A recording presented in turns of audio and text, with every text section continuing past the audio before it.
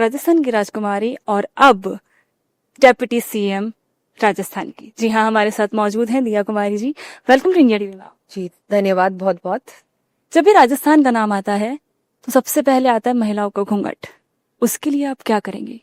ये देखिए, महिला की घूंघट की जो बात कर रहे हैं आप, ये एक पर्सनल चॉइस है। और इसमें ये जो महिला घूंघट में रहती है ना, वो इसलिए रहती है क्योंकि शायद उनके संस्कार वैसे हैं, बचपन से देखा है। लेकिन कहीं भी वो कम नहीं है पुरुषों से। वो खेत में काम करती हैं, वो घर में काम करती हैं, वो डिसीजन मेकर्स भी हैं। लेकिन वो जैसे, और वो घूंघट पूरे टाइम नहीं रहता है, वो जैसे अपने जैसे उनके जो इनलॉज हैं उनके सामने वो एक रिस्पेक्ट का मैं मानूंगी है। जबरदस्ती कोई घूंघट नहीं कर रही आजकल। अभी मैं तो राजसमंद से सांसद रही हूँ, अभी एक शहरी क्षेत्र से हूँ, इससे पहले मैं पूरे ही ग्रामीण क्षेत्र से सांसद भी रही हूँ, एमएलए भी रही हूँ उससे पहले। तो मैंने देखा, मैं कई बार उनसे बातचीत करती थी कि आप भाई घूंघट में क्यों रहते हो, हटाओ। तो बोलती नहीं, मेरी मदर इन लॉ है या सिस्टर इन लॉ है इसलिए कर रही हूँ, मुझे कोई वो नहीं है, मैं अपने मन से कर रही हूँ, मुझे कोई जबरदस्ती नहीं कह रहा। तो ये कोई ऐसी चीज नहीं है कि कोई प्रथा है, ऐसा नहीं है। ये मन से करती हैं और इनको जब हटाना हो तो हटा भी देती हैं। तो हम लोग इसका एक इशू बनाया, मैं मानती हूँ नहीं बनाना चाहिए। राजस्थान की राजनीति का रण आसान नहीं था, ठीक है, राजकुमारी हैं। जब आपने राजस्थान में राजनीति चुनी तो कितना मुश्किल रहा? मेरे लिए देखिए, जो मेरा पहला क्षेत्र था, जब मैं एमएलए का चुनाव लड़ रही थी पहली बार, तो मैं एक ऐसे क्षेत्र से लड़ रही थी जो मुझे कहा गया था कि बहुत टफ चुनाव होगा।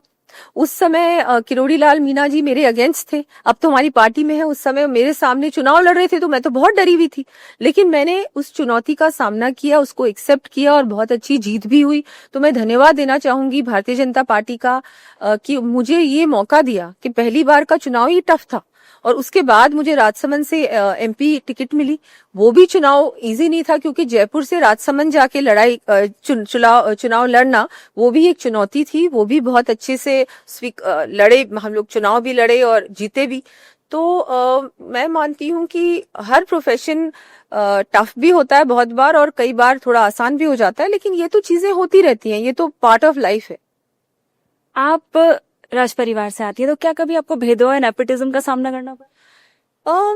मैं मानती हूँ कि किसी बैकग्राउंड से, चाहे वो राज परिवार हो या कोई बहुत बड़े बिजनेस घराने से या कहीं से आ रहे हैं या फिल्म स्टार है या कोई है, अपने आप में कुछ है वो, तो वो थोड़ा बहुत सामना तो करना पड़ता ही है।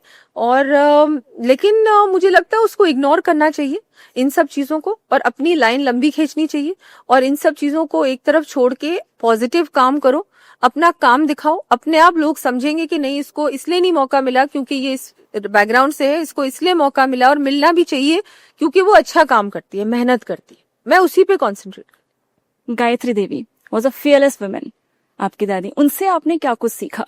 ये देखिए, उन्होंने भी बहुत ज्यादा चुनौतियों का सामना किया। वो जेल में भी थी इमरजेंसी के समय, और हम बहुत कुछ उनसे सीखने को मिलता है कि उस समय वो पॉलिटिक्स में आई, उनको जरूरत नहीं थी पॉलिटिक्स में आने की, वो आई और आने के बाद उन्होंने बहुत अच्छा, वो रिकॉर्ड मतों से जीती और उसके बाद उन्होंने जनता की सेवा की। उनको बहुत लोग रिस्पेक्ट करते थे और मेरे लिए तो बहुत एक खुशी की बात है, गर्व की बात है कि मेरे परिवार से वो थी और अभी भी मैं उनको बहुत एडमायर हम सब करते हैं, पूरा राजस्थान करता है। और वो सब हम लोगों ने सीखा। उस समय पहला स्कूल उन्होंने गर्ल्स स्कूल शुरू किया, जो कि राजस्थान में उस समय कोई सोच भी नहीं सकता था, उन्होंने उसकी शुरुआत की। उसके बाद पॉलिटिक्स में आई, बहुत सारी ऐसी चीजें उन्होंने की। स्पोर्ट्स में भी बहुत रुचि लेती थी, तो ऐसी ऐसी चीजें की जो कि महिलाएं उस समय सोच भी नहीं सकती थी। तो हम सभी के लिए आइडल तो है ही, वो बिल्कुल है। आप राजस्थान में महिलाओं के लिए क्या कुछ बदलेंगे? What are your plans? मैं मानती हूँ महिला को आत्मनिर्भर बनाना, जो कि प्रधानमंत्री जी भी चाहते हैं, प्रयास कर रहे हैं। महिलाओं को अब आरक्षण भी मिला है, लोग कि वो पॉलिटिकल आरक्षण मिल चुका है, और उसको हम कैसे आगे बढ़ा सकते हैं। महिलाओं को ज्यादा से ज्यादा अवसर देना, क्योंकि महिला सब कुछ कर सकती है, बस कमी अगर है तो अवसर नहीं मिलते महिला को। तो महिलाओं को अवसर देना, आत्मनिर्भर बनाना, सशक्त बनाना, इम्पावर करना, ये मेरे लिए प्राथमिकता है। और as a deputy CM already मुझे पार्टी ने ये बहुत बड़ा प्लेटफॉर्म दिया है। मुझे अगर उन्होंने उप मुख्यमंत्री बनाया है तो महिला को ही तो सशक्त बनाया है, महिला को अपॉर्चुनिटी मिली है। तो वो चाहे मैं हूँ चाहे आम महिला हूँ, मैं एक सिंबल हूँ महिला का, महिलाएं हूं तो मुझे लगता है एक बहुत बड़ा मैसेज गया है कि महिला को हमने इतना बड़ा पद दिया है, अब महिला को काम करना है। तो बिल्कुल हमारी जितनी भी स्कीम्स हैं गवर्नमेंट की, उसमें महिलाओं की भागीदारी ज्यादा हो, महिला तक वो पहुंचे। चाहे हमने अभी लखपति दीदी का भी दायरा बढ़ाया है, अब 20 लाख लखपति दीदी हम लोग बनाएंगे। सोलर दीदी भी हम लोग ने इस बार बजट में कहा है कि सोलर दीदी भी ज्यादा से ज्यादा महिलाओं को अपॉर्चुनिटी मिले कि वो सोलर दीदी बने।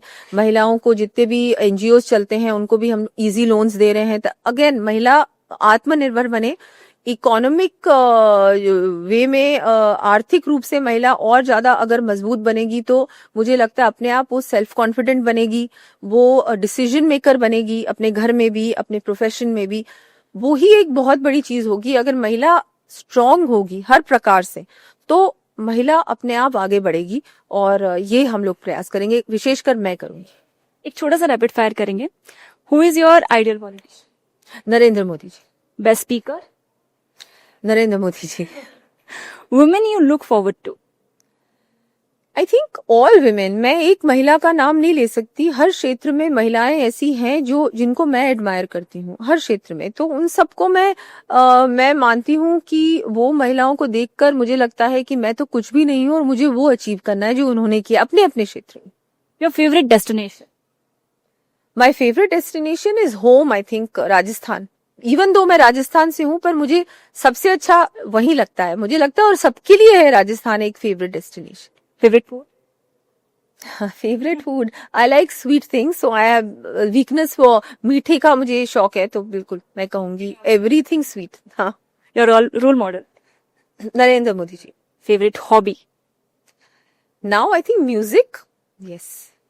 You love spending time music के साथ? Yes yes, I use to paint also earlier, पर अब मेरे को म्यूजिक से बहुत वो मिलता है। जब भी मैं मुझे लगता है मैं स्ट्रेस्ड आउट हूँ या ओवरवर्क्ड होती हूँ तो मैं गाना सुनती हूँ, म्यूजिक सुनती हूँ।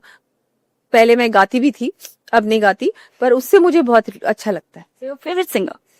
Favourite singer Lata Mangeshkar ji. She is no more but she was my favourite singer. So this is end one last question, one message जो आप देना चाहेंगे यंग वुमेन का आउट देयर? मैं तो ये कहूंगी सभी महिलाओं को कि आप लोग बिल्कुल निडर होके काम करें और प्रयास करें अपने ओर से कि जो भी आपको, जिसमें आपको सचमुच खुशी मिलती हो वो काम करें। जबरदस्ती कुछ ना करें, किसी के दबाव में ना आए। अब हमारे लॉज इतने अच्छे हो गए हैं कि आपको किसी के दबाव में आने की जरूरत ही नहीं है।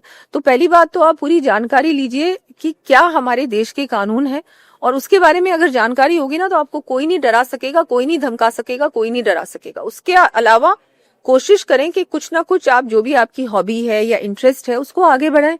उसमें बहुत सारी गवर्नमेंट की स्कीम्स है जिससे आपको फायदा मिल सकता है, इजी लोन्स मिल सकते हैं, अपना काम शुरू कर सकती है। उससे आपका सेल्फ कॉन्फिडेंस बढ़ेगा। जरूरी नहीं है कि आपको उस पैसे की जरूरत है, लेकिन जस्ट एक सेल्फ कॉन्फिडेंस के लिए मुझे लगता है अच्छा है कि आप अपना कुछ ना कुछ करें जिससे कि आपकी भी एक पहचान हो। तो अपनी पहचान बनाएं, प्रयास करें, किसी से डरे नहीं और खुश रहें। सबसे ज्यादा जरूरी है कि हमको खुश रहना चाहिए, चाहे पुरुष हो चाहे महिला हो। अगर आप जो काम कर रहे हैं, जो भी कुछ अपनी लाइफ में कर रहे हैं, अगर वो चीज आपको खुशी नहीं देती ना तो उस चीज का कोई फायदा नहीं। This was Diya Kumari. Thank you so much ma'am.